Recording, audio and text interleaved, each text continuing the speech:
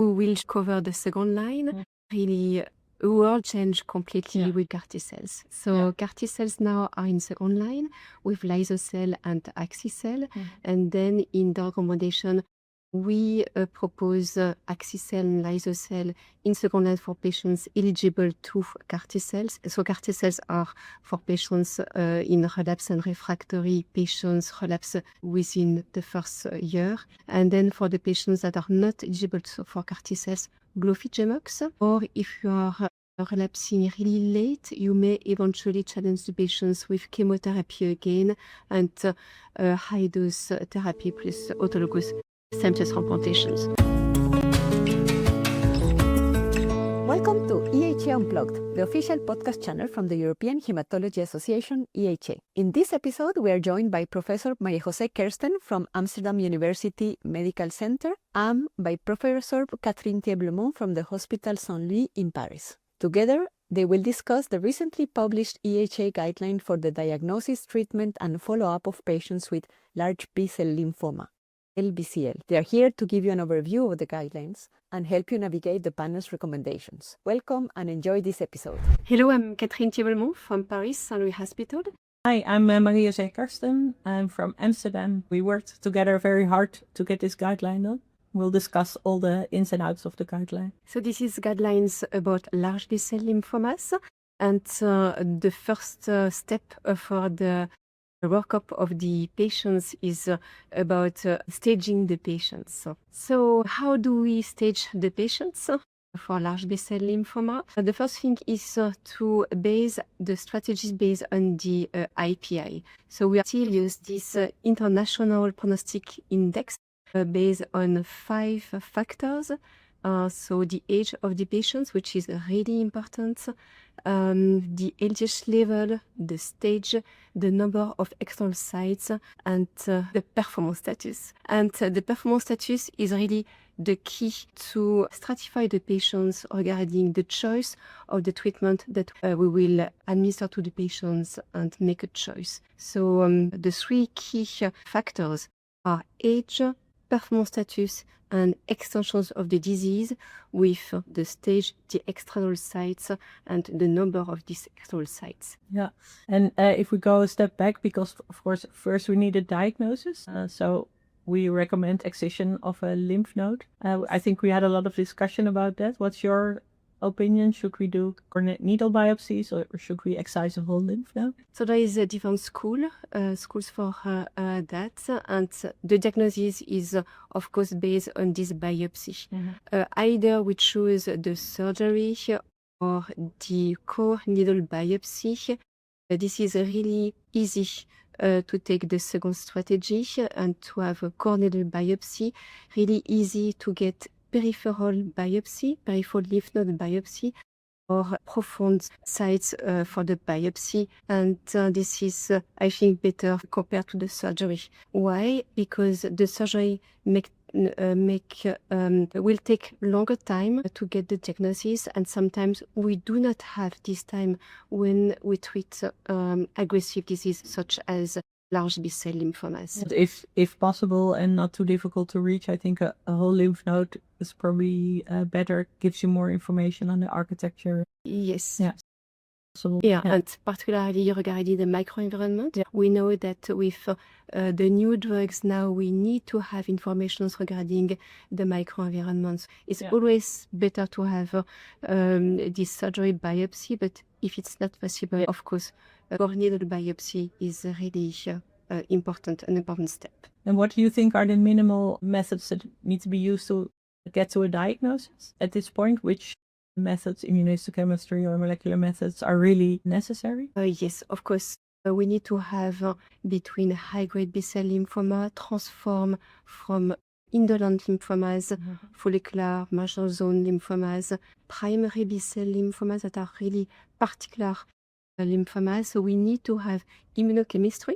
We need to have also FISH diagnosis regarding genes such as MYC, BCL2, BCL6, and to have eventually the subtypes regarding ABC or GCB, which is not now considered as obligatory marker because we know that there is no difference in terms of therapeutic strategies between ABCs and GCBs, large B-cell lymphoma. What do you think of NGS to look at mutational landscape in the tumor cells?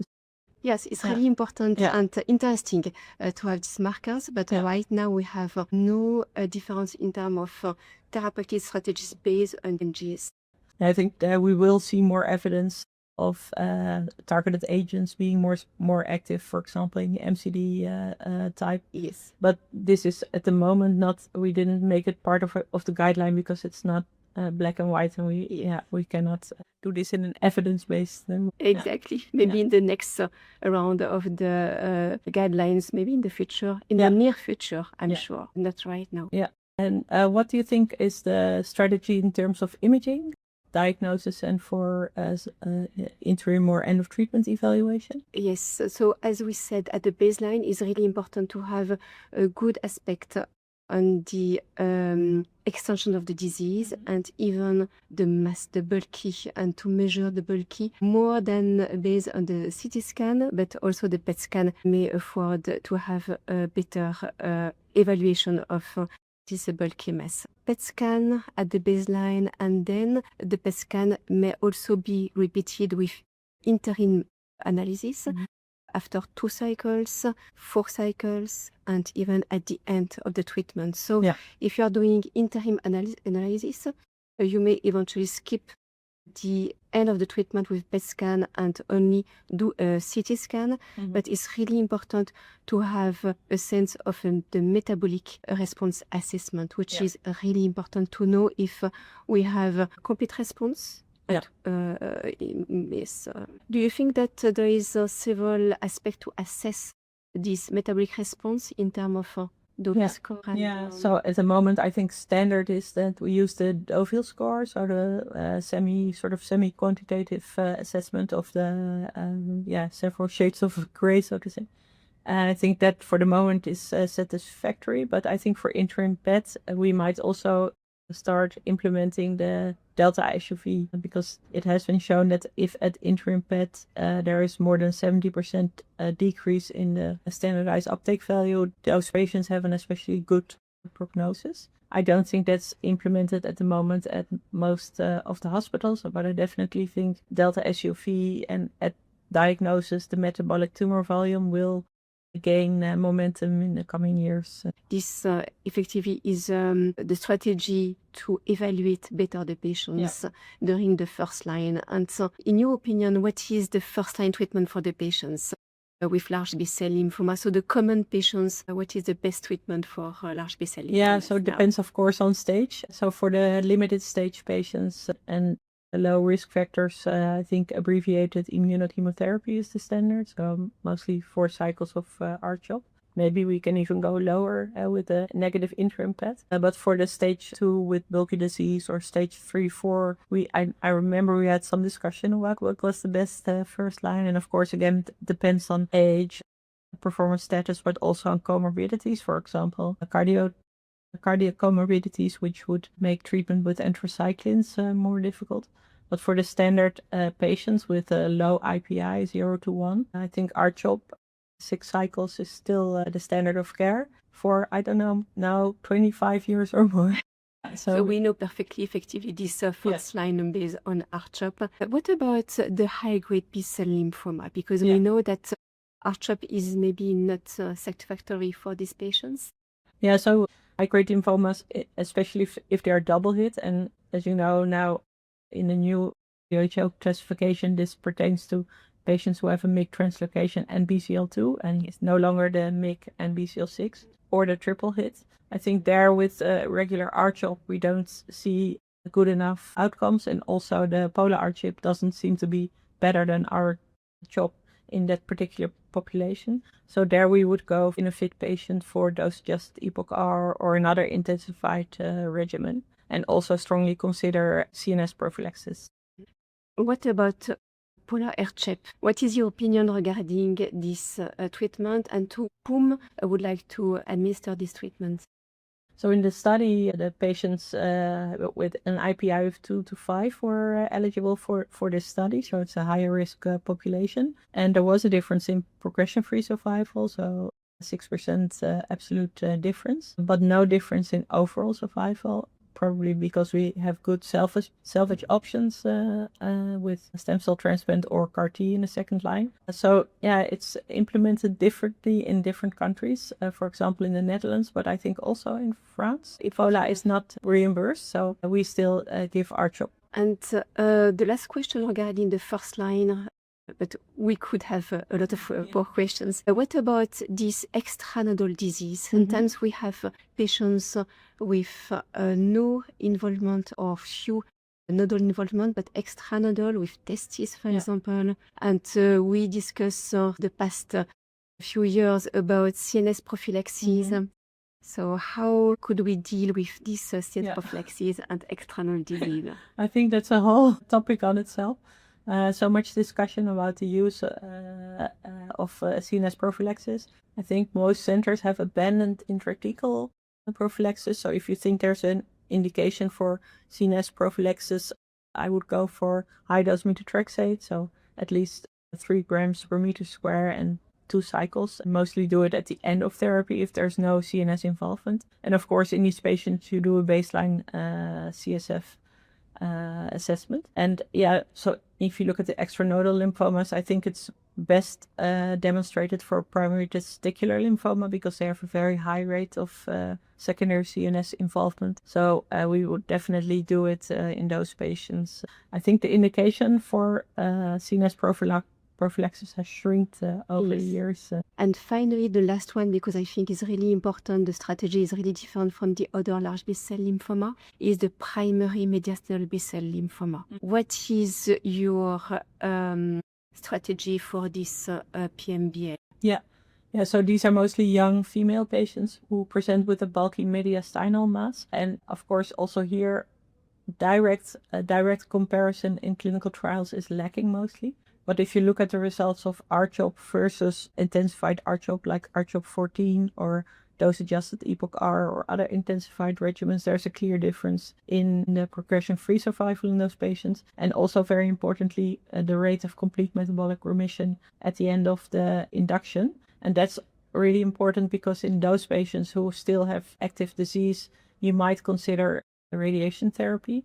But these are young female patients and giving them radiation therapy to the chest might also mean an increased risk for breast cancers. I think achieving a CMR is really important. I think the IELSG did a great job in their study demonstrating that in patients with CMR you don't need radiation therapy and that this is achieved much more often with the intensified regimens. It was interesting to see that actually R-CHOP 14 performed more or less the same as even more intensive regimen. So we have we did those just at EPOCH-R, but are drifting back to R-CHOP 14. How about yours? So it's exactly the same strategy. We know we are using R-CHOP 14. It's really easy. And in this population of patients who are young, R-CHOP 14 is really tolerated and there is no secondary effect, major secondary effect. So yes, we switch to R-CHOP 14 in the primary B-cell lymphoma. Yeah. And then what do you do in the patients who still have no CMR, so either the Deauville score 4 or 5? So we calculate, as you said, delta SUV here to be sure that we are really in not a good response. And then we try to biopsy the patients and we go to second line if we are not in complete response. Yeah. So you wouldn't go for radiation in those patients? We prefer, depending on how is the residual disease. Yeah. If you have minimal residual disease with small sites still involved and with hyperfixation, we may eventually propose radiation therapy. Yeah. But if we have no chemosensitivity, we will move to secondary. Yeah, I agree. And I think in this study, the IELSG study, they also showed that if you irradiate this Deauville score 4 cases, there's also a very good response. But another strategy is just to wait and repeat the PET scan. Exactly. this. Yeah. I think we've covered the first line. And then we will shortly cover the second line. We had a really a world that changed completely with the CAR T cells. So CAR T cells now are in second line with lysocell and axicell. And then in the recommendation, we propose axicell and lysocell in second line for patients eligible to CAR T cells. And then for the patients that are not eligible for CAR T cells and relapsing, so CAR T cells are for patients in relapse and refractory patients relapse within the first year. And then for the patients that are not eligible for CAR T cells, glofitamab. Or if you are relapsing really late, you may eventually challenge the patients with chemotherapy again and high-dose therapy plus autologous stem cell transplantations. So the choice for the second line is really depending on the time of relapse and the sense of how refractory the disease is regarding chemotherapy. Yeah, so in different countries, this is weighed a little bit differently by the HTA bodies. For example, in the Netherlands, the patients in the second line who are refractory or who have early relapse should be transplant eligible to receive CAR T, which I think is a little strange because they're not getting high-dose chemotherapy. So they should be eligible for CAR T, I think, and not for stem cell transplant. But hopefully there will be the results of the DAILY 2 study and we can rediscuss this also with our healthcare institute. In France, it's not a problem. You can... Yes, we can effectively use this strategy for the patients in early relapse. And then the third line, that is really improving with the bispecific antibodies, anti-CD20, anti-CD3, with 2 antibodies available in Europe and almost all over the world with glofitamab and epcoritamab, so both drugs that are changing also the result in third line for patients with refractory disease after 2 prior lines. Yeah. I think in this context, it's interesting the effort which was done by Florence Brousset. Together with the guidelines, we also actually published a perspective paper in Hemasphere, which was led by Florence, actually looking at the availability of all those new drugs in Europe. She has shown some, I think, more shocking results about clinical trial availability, which is all very different between the different European countries, but also to access in terms of reimbursement to these new drugs, because there are many countries, including ours, where, for example, bispecifics are not yet reimbursed. So we're seeing a completely different picture, across Europe. Thank you very much, Marie-José. And thank you to everybody here to have listened to us about these guidelines of large B-cell lymphoma guided by EHA. Thank you very much. And thank you to the audience for listening. And if you enjoyed this episode, please like it and subscribe to our channel. Stay tuned for more episodes of EHA Unplugged.